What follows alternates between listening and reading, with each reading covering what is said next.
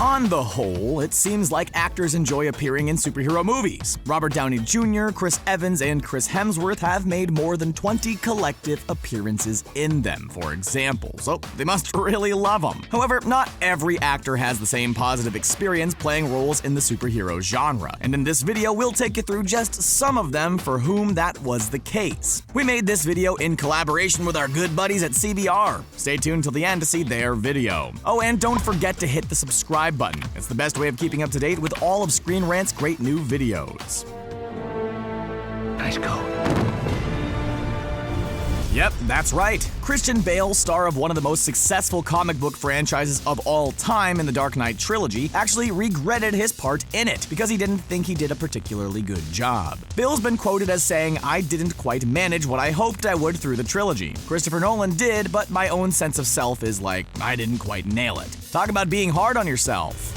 Andrew Garfield's dream came true when he was cast as Spider-Man in the Amazing Spider-Man franchise, but it didn't turn out to be the experience he hoped it would be, as Sony were more interested in making money than making good movies. Garfield said, "I signed up to serve the story, and to serve this incredible character that I've been dressing as since I was 3, and then it gets compromised and it breaks your heart. Still, he did a pretty good job."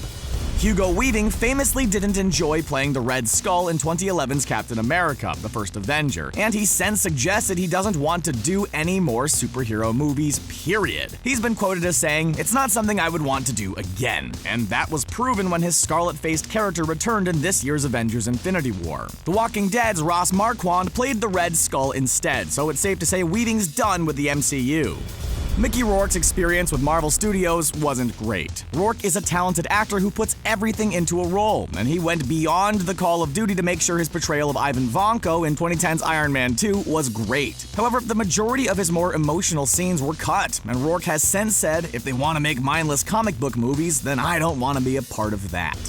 2010's Kick-Ass was a great movie, and one of the many reasons for that was Chloe Grace Moretz's portrayal of Hit Girl. And while Moretz loved the first movie, she's not so fond of the second. Kick-Ass 2 came out in 2013, and well, to be frank, it just wasn't that great. And Moretz has now cut ties with the franchise, saying how she wishes the sequel had been handled in a little bit of a different way. Next time, baby. You may remember that in the first Iron Man movie back in 2008, it was Terrence Howard who portrayed Tony Stark's pal James Rhodes, and not Don Cheadle. However, he didn't reprise his role in later movies, because him and Iron Man himself, Robert Downey Jr., butted heads over money. Apparently, Downey Jr. tried to take most of Howard's paycheck for the sequel, which resulted in him walking away from what would go on to become the world's highest-grossing movie franchise. On the whole, Wesley Snipes loved playing Blade, which is understandable because the first 2 movies in the trilogy were awesome, but he definitely regrets making the third. In fact, Snipes was so unhappy with the way it was made, he physically took his frustrations out on director David Goyer. That is at least what Patton Oswalt, who was also in the movie, has said in an interview. Oswalt also said Snipes tried to get Goyer to quit, but that didn't happen.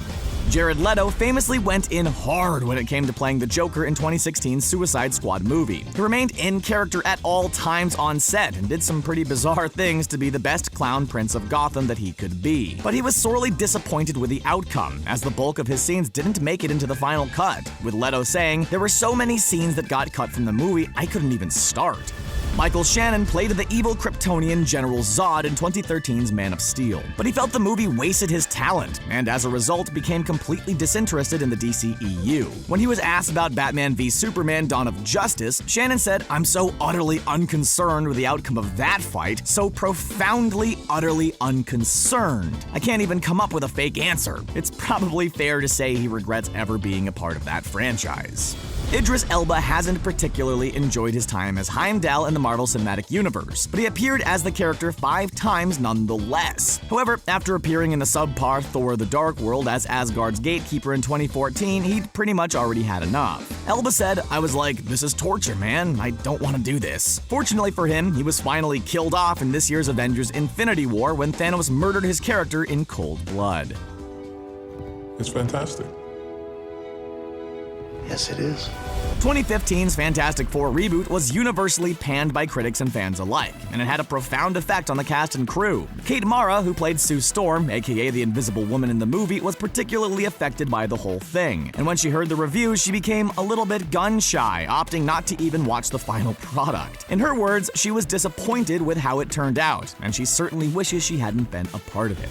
You may think Ben Affleck regrets taking on the role of Batman in the DCEU, given the initial fan backlash his casting caused, but he's a strong-willed guy and it didn't bother him. In fact, it helped him to move on from a role he massively regrets, that of Daredevil in the character's dreadful 2003 movie. He's spoken of his experience as the Man Without Fear a number of times, even going so far as to say, "I hate Daredevil so much" on one occasion.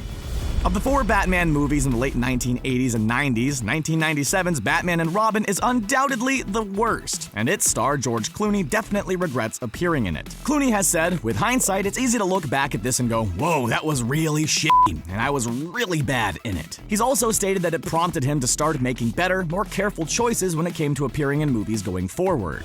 Edward Norton is arguably the highest profile case of an actor not being happy with Marvel Studios. The star portrayed Bruce Banner in 2008's The Incredible Hulk and infamously clashed with the studio after trying to impose too much of his own influence on the movie-making process. He was replaced by Mark Ruffalo in 2012's The Avengers, and Ruffalo has played the character ever since. Norton still isn't over his experience, as he recently bashed Marvel at a Comedy Central roast. Ryan Reynolds is loving playing Deadpool right now, and he's done so in 2 movies since 2016. However, he had terrible luck playing comic book characters prior to that, and he definitely regrets it. Reynolds didn't even want to be in 2009's X-Men Origins Wolverine after reading the script, but Fox said they'd get someone else to play Deadpool going forward if he didn't play that awful version of Wade Wilson. And as for 2011's Green Lantern, well, the less said about that movie, the better. And please don't make the super suit green. Or animated. If you liked this video, then be sure to check out Marvel Black Panther Theory. Eric Killmonger is coming back to life over at CBR. Make sure to leave a like, subscribe to their channel, and let them know Screen Rant sent ya. And that's the end of our video. Did you enjoy it? Do you know of any other actors who regretted their roles in superhero movies? Let us know your thoughts in the comment section below, and please don't forget to like, share, and subscribe to Screen Rant for more great videos just like this one. Bye for now.